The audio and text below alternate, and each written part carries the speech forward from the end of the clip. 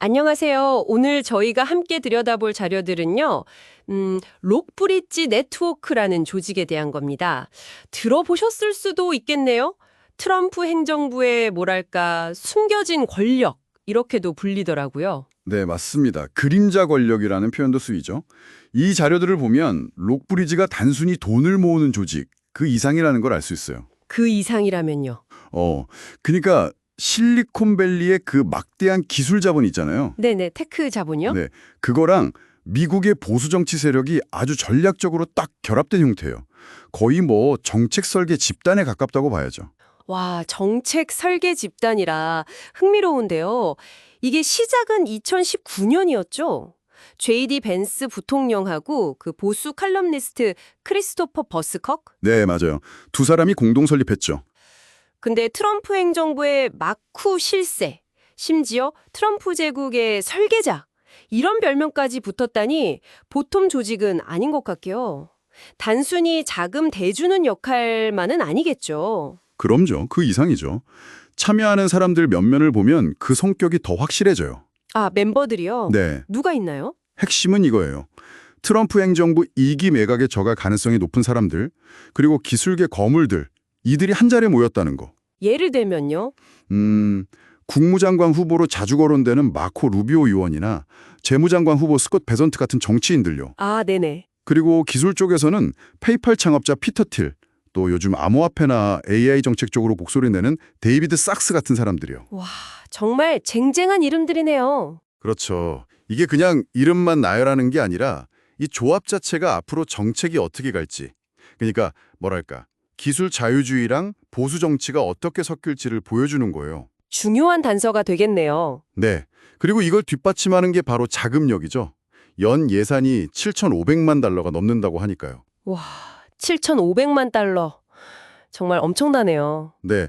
트럼프 캠프 자금난 해결에도 도움을 줬다는 이야기도 있고요. 들어보면 단순한 인맥 모임 수준이 아니라 진짜 말씀하신 대로 무슨 예비 내각 같은 느낌도 드는데요. 네, 그런 성격이 강하죠. 운영 방식도 되게 폐쇄적이더라고요. 회원이 200명도 안 되고 기존 회원 추천이 꼭 있어야 한다면서요? 맞아요. 연회비도 10만 달러, 종신회원은 100만 달러. 100만 달러요? 와, 진짜 그들만의 리그네요. 그렇죠.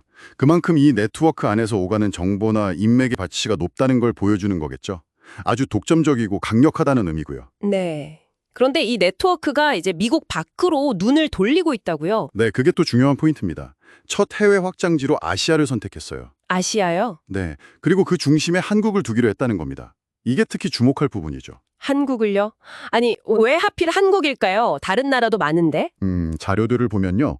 여기가 미국의 동맹국들이 모여있는 지역이고 또 중국을 견제하기 위한 전략적인 요충지라는 판단이 작용한 것 같아요. 아, 중국 견제.